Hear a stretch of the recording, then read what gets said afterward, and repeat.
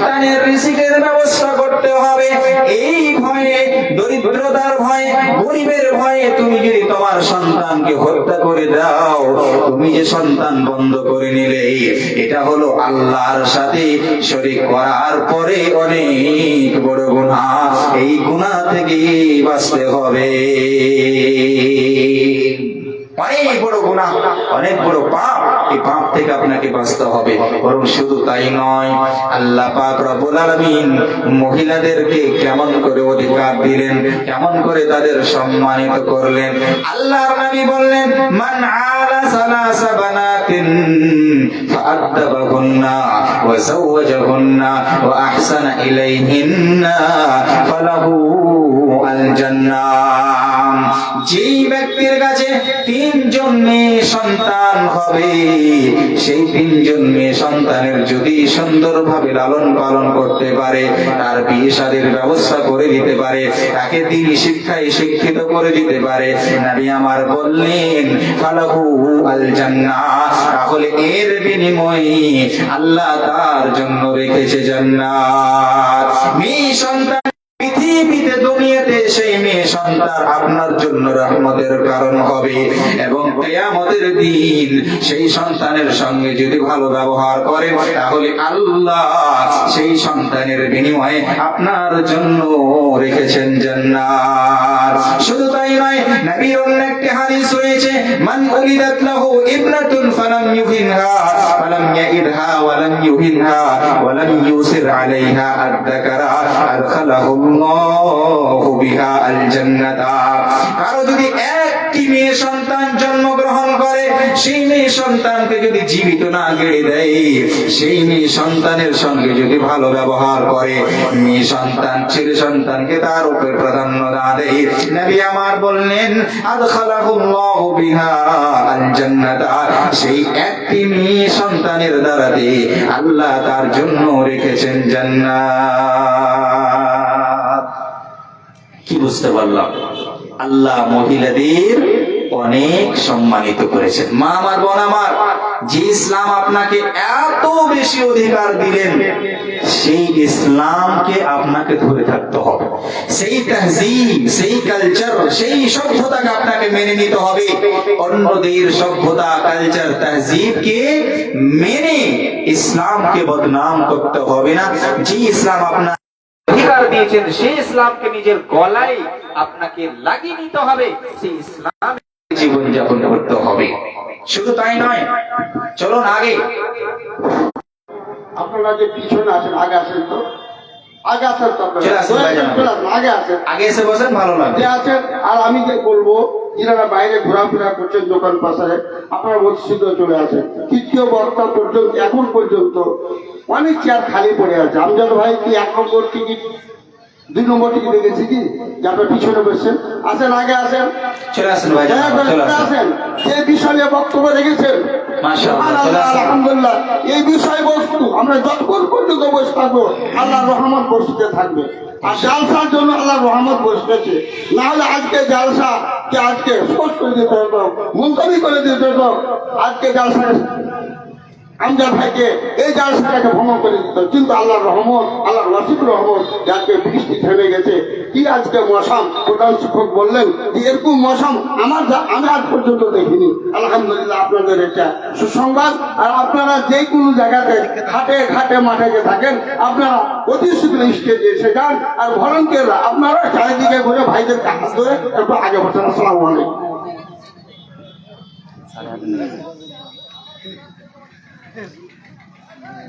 ঠিক আছে।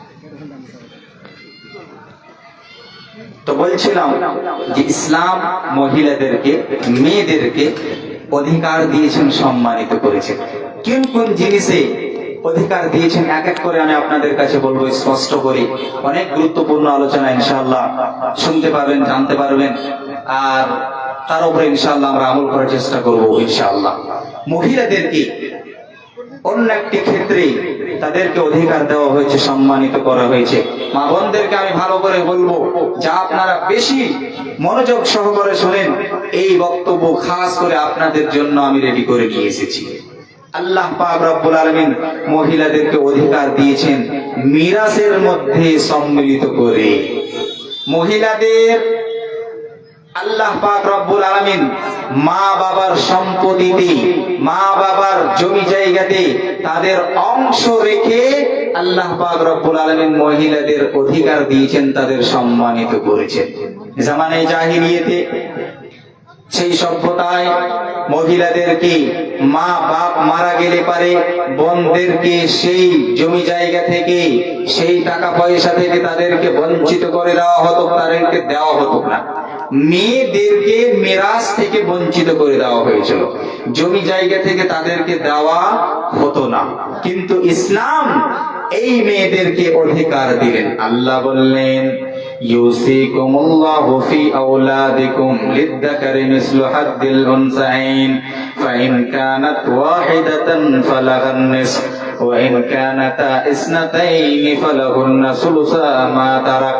আল্লাহ পাক রব্বুল আলামিন বলছেন, আল্লাহ পাক রব্বুল আলামিন তোমাদেরকে ওয়াসিয়ত করেছেন, আল্লাহ পাক রব্বুল আলামিন তোমাদেরকে আদেশ করেছেন যে তোমরা তোমাদের ছেলেদের মধ্যে, সেটা ছেলে হোক কিংবা মেয়ে, তাদের মধ্যে তোমরা মিরাস বন্টন করো, তোমরা তাদেরকে তাদের হক দিয়ে দাও। যদি মেয়ে একটাই হয় তাহলে সেই মেয়ে অর্ধেক মাল পাবে, আর যদি মেয়ে দুটি কিংবা দুটির চাইতে বেশি হয় তাহলে তাকে 3 ভাগ করে 2 ভাগ দিয়ে দিতে হবে। আর যদি ছেলে মেয়ে একসাথে থাকে তাহলে ছেলেদেরকে ডাবল দেওয়া হবে এবং মহিলাদেরকে তাদের অর্ধেক দেওয়া হবে। আল্লাহ পাক রব্বুল আলামিন বললেন, হে পৃথিবীর মানুষ, মেয়েদের অংশ রয়েছে মা বাবার জমিনের ভিতরে, মা বাবার টাকা পয়সার ভিতরে। মা বাবা যখন মৃত্যুবরণ করবে রে, যেমন ভাবে সেই জমির ভিতরে ছেলেদের অংশ রয়েছে, এমনি ভাবে আল্লাহ সেই মেয়েদের অংশ রেখেছে।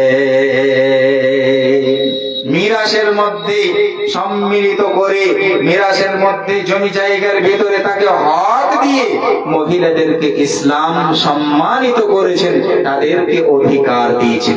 একটুখানি আমি বলি বিষয় থেকে হটে, যে আজকে আমাদের সমাজের ভিতরে সবচাইতে বেশি কমে যেটা আমরা, বড় গুনাহ যেটা আমরা করছি, সেটা হলো আজকে আমরা আমাদের বোনদেরকে হিস্সা দিতে চাই না, আমরা তাদেরকে তাদের অংশ দিতে চাই না। আজকে আমরা আমাদের বেটিদেরকে অংশ দিতে চাই না। আজকে আমরা মহিলাদেরকে সেই জামানায় জাহিলিয়াতের মতো আমরা তাদেরকে তাদের অংশ থেকে আমরা বঞ্চিত করে দিচ্ছি, তাদের অংশকে আমরা নিজেই নিয়ে নিচ্ছি। জেনে রাখুন, একটা হাদিস আমি আপনাদের শুনিয়ে যাচ্ছি, যে আপনার বোনের যেটা হক,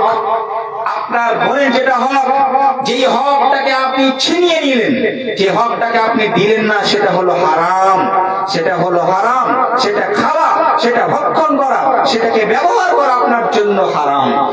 আজকে যে আপনি আপনার বোনের জমিকে, আপনার বেটির জমিকে আর অন্যান্য মহিলাদের জমিকে আপনি নিজে ছিনিয়ে নিলেন, নিজে ভক্ষণ করলেন, বাতিল ভাবে খেয়ে নিলেন, কিয়ামতের দিন আপনাকে এক এক করে আপনার নেকি থেকে আপনাকে দিতে হবে।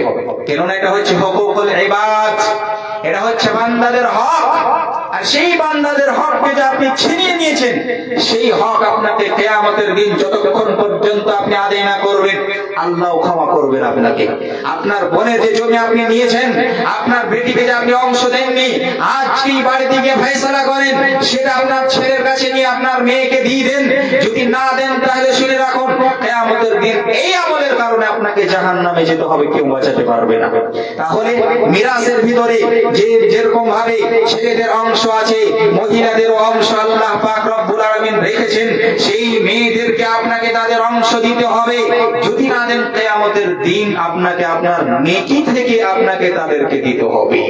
হাদিসের ভিতরে রয়েছে, নবী করিম সাল্লাল্লাহু আলাইহি ওয়াসাল্লাম বললেন, সাহাবায়ে কেরাম সামনে বসেছিলেন, আল্লাহর নবী সাল্লাল্লাহু আলাইহি ওয়াসাল্লাম বললেন, ও সাহাবায়ে কেরাম, তোমরা কি জানো মুফলিস কারা হবে? কিয়ামতের দিন কারা এরকম কাছে মাল থাকা সত্ত্বেও, যাদের কাছে নেকি থাকা সত্ত্বেও তাদের কাছে কিছুই থাকবে না, সব শেষ হয়ে যাবে। মুফলিস কারা হবে কিয়ামতের দিন?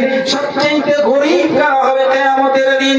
আল্লাহর নবীর সামনে সাহাবায়ে কেরামেরা বলল, আল মুফলিসু ফীনা মান লা দিরহাম লাহু ওয়ালা মাতাআ। আমাদের মধ্যে মুফলিস তারা, আমাদের মধ্যে গরিব তারা, যাদের কাছে টাকা পয়সা নেই, যাদের কাছে কোনো সম্পত্তি নেই, তাদেরকেই আমরা মুফলিস মনে করি। নবী করিম সাল্লাল্লাহু আলাইহি ওয়াসাল্লাম বললেন, ও সাহাবায়ে কেরাম শোনো, যাদেরকে তোমরা মুফলিস মনে করো তারা মুফলিস নয়, তারা মুফলিস নয়, বরং মুফলিস তারাই হবে রে। আল মুফলিসু মিন উম্মতি ইয়াতি ইয়াউমাল কিয়ামাতি বিসালাতিন ওয়া সিয়ামিন ওয়া যাকাতিন। মুফলিস কিয়ামতের দিন আমার উম্মতের মধ্যে তারাই হবে যারা কিয়ামতের দিন নামাজের নেকি নিয়ে আসবে, রোজার নেকি নিয়ে আসবে, যাকাতের নেকি নিয়ে আসবে। ওয়া ইয়াতি কাদ শাতামা হাযা, এমন অবস্থায় আসবে রে যে কাউকে সে গালি দিয়েছে, কাউকে গালি গরজ করেছে, কাউকে নিজের জবানের দ্বারাতে কষ্ট দিয়েছে, ওয়া যারাবা হাযা, কাউকে মেরেছে, ওয়া কালামা আলা হাযা, এবং কারো মালকে ভক্ষণ করেছে, আরো জমিকে ছিনিয়ে নিয়েছে, আরো হককে দাবিয়ে খেয়েছে, ওয়া কাযাফা হাযা, কারো উপর মিথ্যা অপরাধ লাগিয়েছে, কারো উপর তহমত লাগিয়েছে। আল্লাহর নবী বললেন কিয়ামতের দিন নেকি নিয়ে আসবে, রোজার নেকি নিয়ে আসবে, নামাজের নেকি নিয়ে আসবে, যাকাতের নেকি নিয়ে আসবে, সাদকার নেকি নিয়ে আসবে। কিন্তু এই যে জুলুম অত্যাচার করে এসেছে দুনিয়ার ভিতরে, তাদেরকে অন্যের মালকে ভক্ষণ করেছে, জমি জায়গা অন্যের অংশকে দাবিয়ে নিয়েছে, কিয়ামতের দিন আল্লাহ পাক রব্বুল আলামিন তার নেকি থেকে তাদেরকে দিতে থাকবে। ফায়ুতাহাযা মিন হাসানাতিহি, এই ব্যক্তিকে তার নেকি থেকে দেওয়া হবে, ওয়া হাযা মিন হাসানাতিহি, এই ব্যক্তিকে তার নেকি থেকে দেওয়া হবে, ওয়া হাযা মিন হাসানাতিহি, এই ব্যক্তিকে তার নেকি থেকে দেওয়া হবে।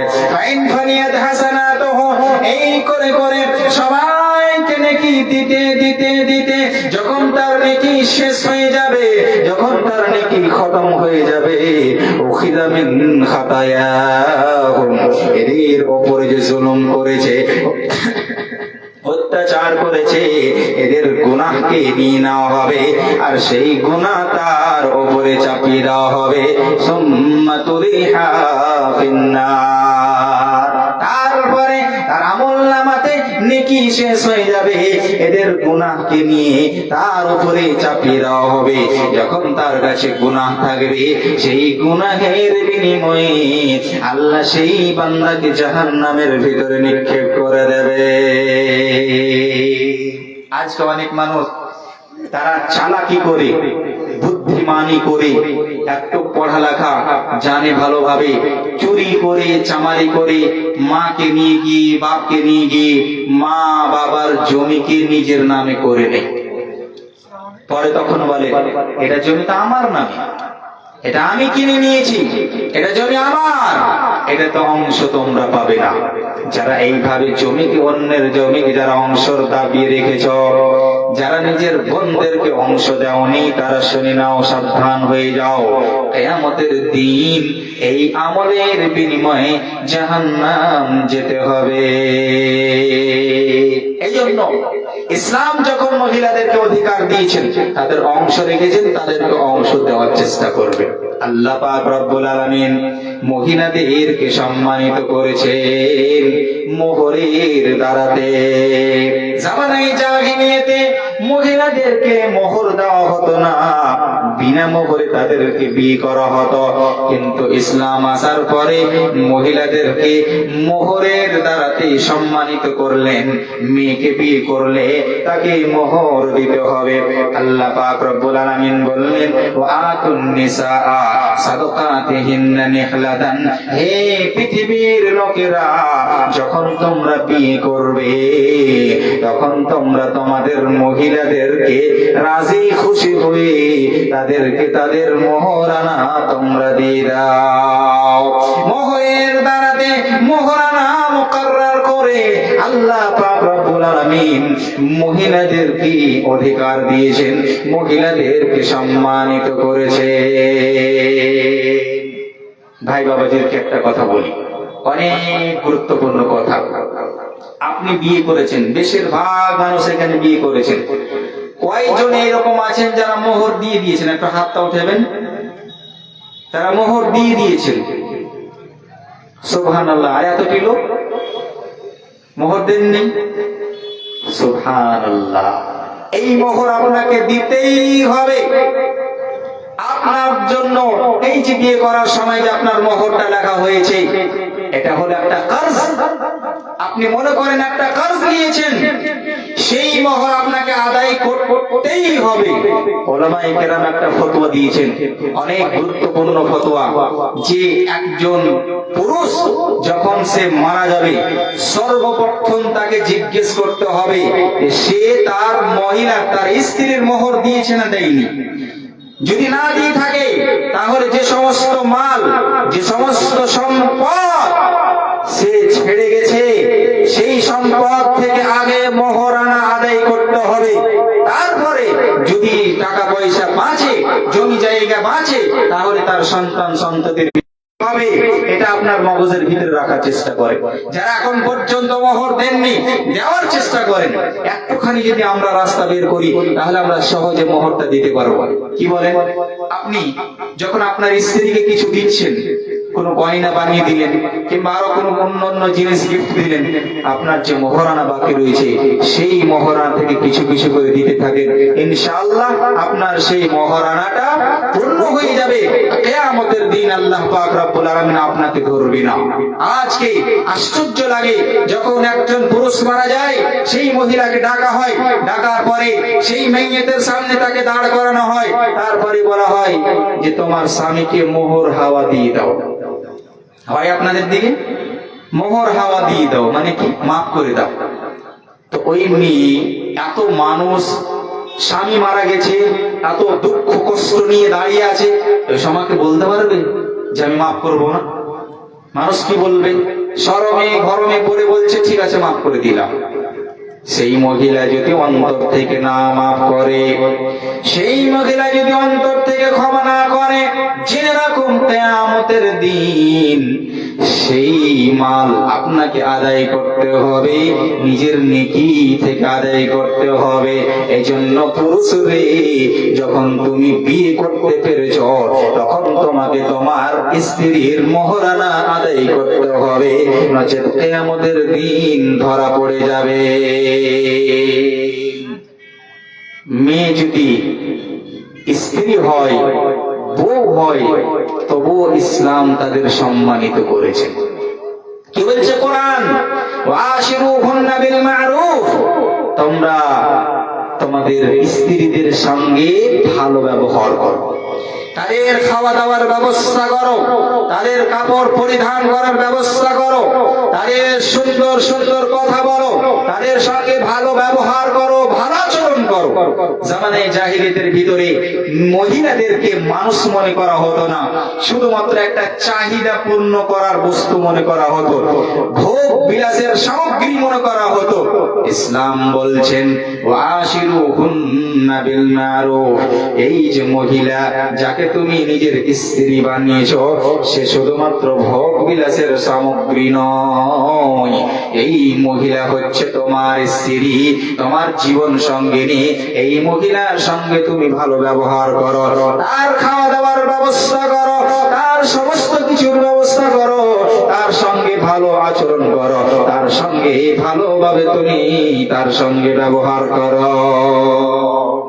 সম্মানিত করেছে।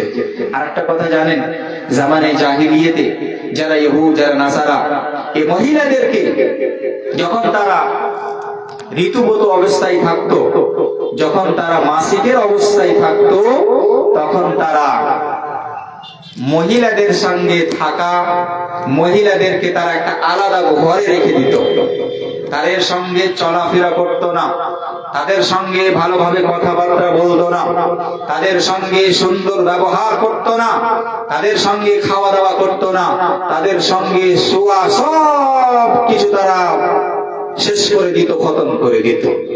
কিন্তু ইসলাম কি বলল? আল্লাহর নবী সাল্লাল্লাহু আলাইহি ওয়াসাল্লাম যেই মহিলা ঋতুবতী অবস্থায় রয়েছে, যারা মাসিকের অবস্থায় রয়েছে, তাদেরকেও অধিকার দিলেন, সম্মানিত করলেন। নবী আমার বললেন, ইসনাউ কুল্লা শাইইন ইল্লা নিকাহ।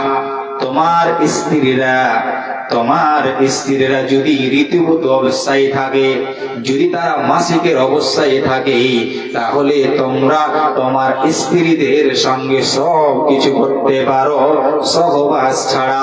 সহবাস তুমি করতে পারবে না, সেই সহবাস ছাড়া তোমার স্ত্রীর সঙ্গে সব কিছু করতে পারো, খাওয়া দাওয়া উঠা বসা তুমি তার সঙ্গে শুইতে পারো, কোনো অসুবিধা নেই। এইভাবে ইসলাম মহিলাদেরকে সম্মানিত করেছে। মহিলাদের উপরে আরেকটা জুলুম অত্যাচার হতো জানেন?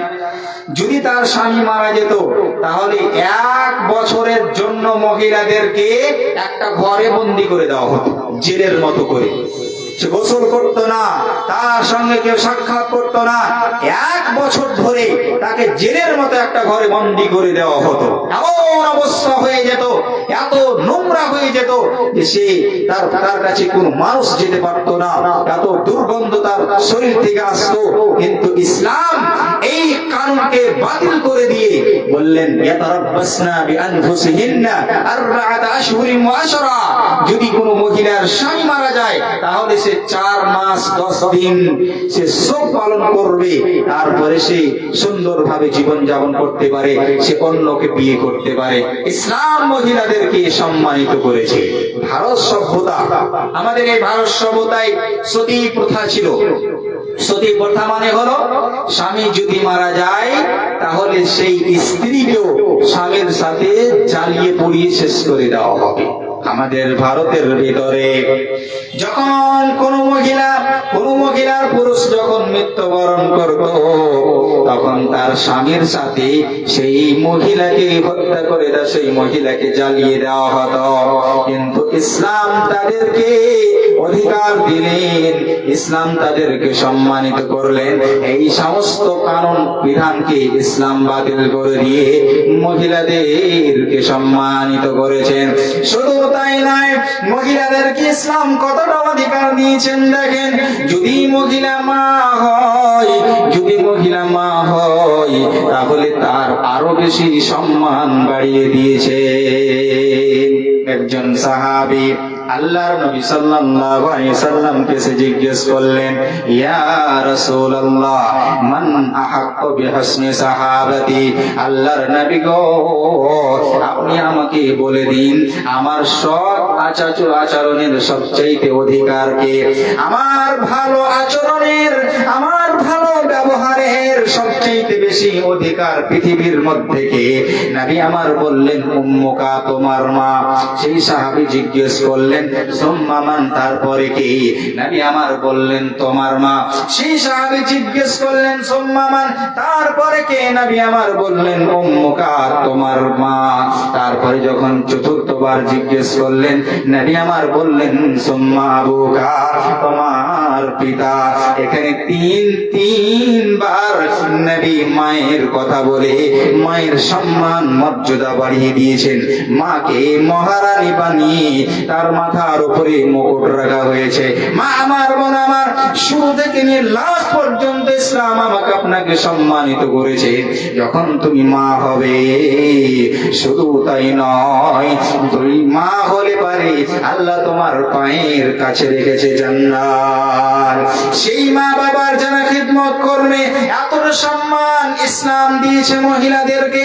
আল্লাহ পাক রব্বুল আলামিনের নবী বললেন, যদি কোন ব্যক্তি তার মায়ের, তার বাবার খিদমত করে, তাদের সঙ্গে ভালো ব্যবহার করে, তাদের সঙ্গে সদাচরণ করে, ভালোভাবে কথা বলে, তাদের খিদমত করে, তাহলে তাদেরকে হজের নেকি দেওয়া হবে, তাদেরকে উমরার নেকি দেওয়া হবে, তাদেরকে জিহাদের নেকি দেওয়া হবে।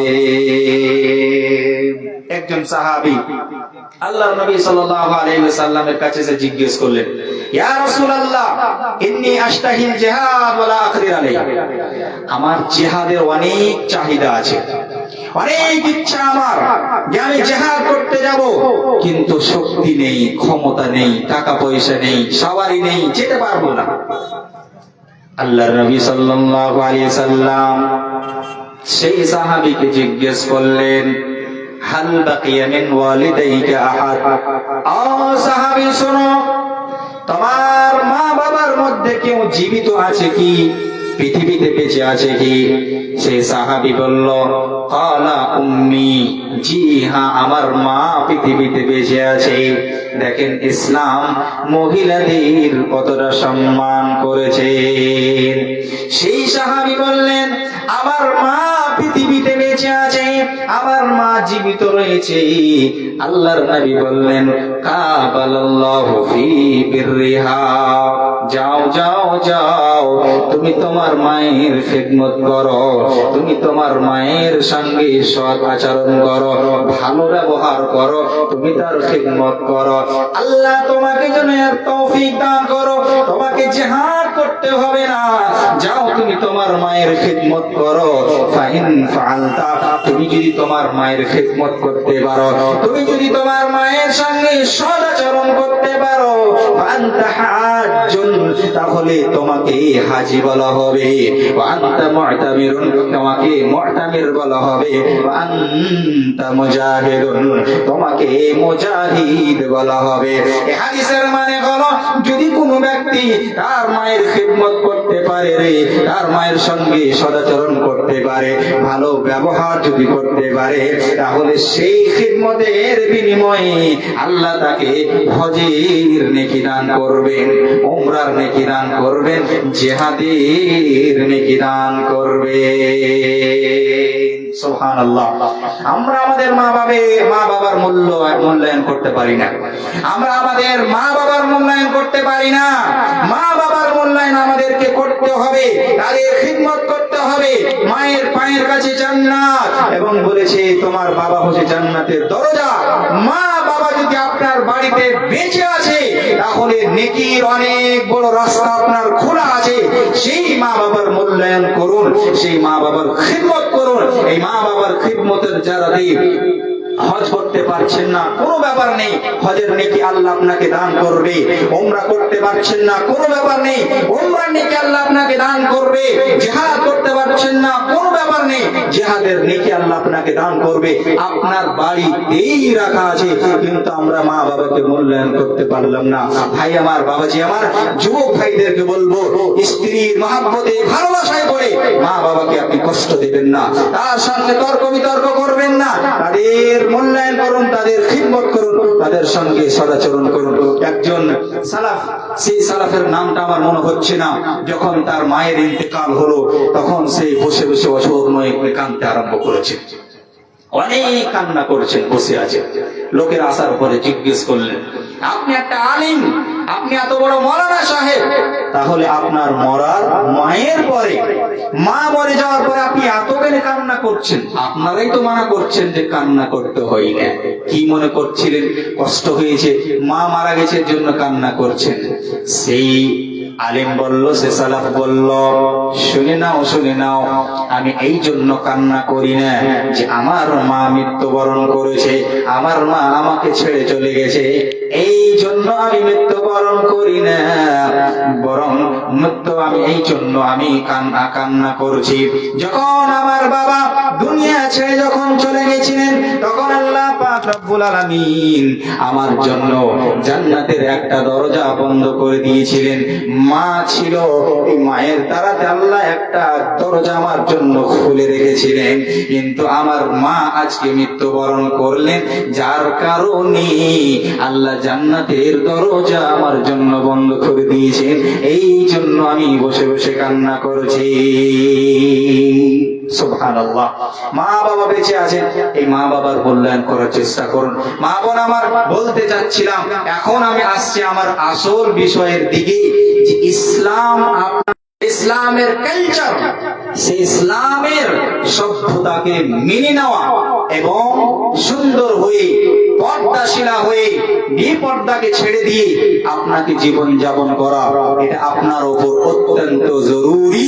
কিন্তু আফসোস হয় যা আছে আমাদের মায়েরা, যে ইসলাম এতটা অধিকার দিলেও, যে ইসলাম এতটা তাকে সম্মানিত করলো, সেই ইসলামকে ছেড়ে দিয়ে, সেই ইসলামকে পিছিয়ে রেখে দিয়ে তাদের সভ্যতাকে পছন্দ করে। যারা তাদের উপর জুলুম করেছিল, তাদের ড্রেস, তাদের লিবাসকে তারা পরিধান করতে চায়, যারা তাদের অধিকার দেয়নি, যারা তাদের সম্মানিত। আপনি একটি আদর্শবান মহিলা হতে পারবেন। হে ভাবো ভেবে রাখো, বসে নিরালয়, গজব কেন রে দুনিয়ায়, শান্তি কেন নাই রে দুনিয়ায়। হে ভাবো ভেবে দেখো, হে যুবক যুবতী ভেবে দেখো, বসে নিরালয়, গজব কেন রে দুনিয়ায়, শান্তি কেন নাই রে দুনিয়ায়। মাথায় কাপড় দেয় না নারী, বুকে পিঠে দেয় না শাড়ি, মাথায় কাপড় দেয় না নারী। যুবতী ভেবে দেখো, বসে নিরালয়, গজব কেন রে দুনিয়ায়, শান্তি কেন নাই রে দুনিয়ায়। নামাজ রোজার ধার ধারে না, সত্য কথা কেউ বলে না। নামাজ তোমাদের সম্মানিত করেছেন, সেই ইসলামকে তোমাদেরকে আঁকড়ে ধরে নিতে হবে। যদি তোমরা বেহায়া হয়ে, বেপরদা হয়ে সেই সভ্যতাকে তোমরা ধরো, যেই সভ্যতায় তোমাদের ইজ্জত করা হয়নি, তাহলে তোমরা কোনদিন সম্মান পাবে না। দুনিয়াতে পাবে না, আখিরাতে তোমরা সম্মান পাবে। আদর্শবান কি করে হতে পারবেন? জান্নাতি মহিলা কি করে হতে পারবেন? কয়েকটা কথা আমি আপনাদেরকে বলি, ইনশাআল্লাহ আমি এখান থেকে বিদায় নিব। প্রথম কাজ মহিলাদেরকে যেটা করতে হবে জান্নাতে যাওয়ার জন্য, আদর্শবান হওয়ার জন্য, ইসলামকে ফলো করার জন্য, সেটা হলো প্রথম কাজ, যেটা হলো সেটা হলো মুমিন হতে হবে। মা, বোন, ভাই, বাবাজি, আপনারা যদি জান্নাত যেতে চান, জান্নাতি যদি হতে চান, তাহলে মুমিন কিংবা মুমিনা হয়ে যেতে হবে। মুমিন মুমিনা না হলে জান্নাত পাওয়া যাবে না। প্রথমে যে আয়াতটা আমি পড়েছিলাম, সেই আয়াতের ভিতরে আল্লাহ কি বললেন? সেই মুমিন বান্দাদের, সেই মুমিনা বান্দাদের পৃথিবীতে সুখের জীবন হেফাজত করবে, তাদেরকে প্রত্যেক দিন নসিহত করতে থাকে। আজকে যদি আপনার মেয়ের ঈমান বাঁচাতে চান, তাহলে এই রকম মাদ্রাসাতে আপনার মেয়ের ভর্তি করাতে হবে। এই রকম মাদ্রাসা আপনাদেরকে সাপোর্ট করতে হবে, জান দিয়ে, মাল দিয়ে, বুদ্ধি দিয়ে। ভেবে দেখুন যে কিয়ামতের দিন সারা জীবনের সুখ শান্তি সব আপনার শেষ হয়ে যাবে। ঈমান যদি না থাকে, কিয়ামতের দিন জান্নাতে যাওয়া যাবে না, জান্নাতে যাওয়া যাবে না, জান্নাতে যাওয়া যাবে না। আল্লাহ পাক রব্বুল আলামিন বললেন, মাইয়ারতাদিদ মিনকুম আন দীনিহি ফায়ামুত ওয়া হুয়া কাফিরুন ফাউলাইকা হাবিতাত আ'মালুহুম ফিদ দুনিয়া ওয়াল আখিরাহ ওয়া উলাইকা আসহাবুন নারি হুম ফিহা খালিদুন। আল্লাহ পাক রব্বুল আলামিন বললেন, হে পৃথিবীর মানুষেরা, তোমরা শুনে নাও, তোমাদের মধ্যে যারা নিজের ঈমানকে নষ্ট করে দেয়, নিজের ঈমানকে ছেড়ে দিয়ে, ইসলামকে ছেড়ে দিয়ে যারা মুরতাদ হয়ে যায়, যারা বেদিন হয়ে যায়, নির্দিন ইসলামকে ছেড়ে, যারা মুশরিক হয়ে যায়, যারা হিন্দুদের সাথে পালিয়ে গিয়ে যারা বিয়ে করে নেই, আল্লাহ বলছেন তাদের আমলগুলো নষ্ট হয়ে যায়। দুনিয়াতে এবং আখিরাতে যে সমস্ত আমল করেছিল, সমস্ত আমল তাদের নষ্ট হয়ে যায়। শুধু তাই নয়, আল্লাহ বললেন তাদের ঠিকানা হবে জাহান্নাম, যেখানে সে চিরস্থায়ী থাকবে। মা আমার, বোন আমার, যদি জান্নাত পেতে চান, সেই জান্নাতে যদি যেতে চান, জাহান্নাম থেকে যদি যদি বাঁচতে চান তাহলে ঈমানের উপরে টিকে থাকতে হবে, সেই ঈমানের হেফাজত করতে হবে। ঈমান না থাকলে রে কিয়ামতের দিন জান্নাত পাওয়া যাবে না। আল্লাহ তাদের জন্য জান্নাত হারাম করেছে। আল্লাহ পাক রব্বুল আলামিন বললেন, ইন্নাহু মান ইউশরিক বিল্লাহ ফাকাদ হারামাল্লাহু আলাইহিল জান্নাতা ওয়া মাওয়াহুন নার ওয়া মা লিয-যালিমিন মিন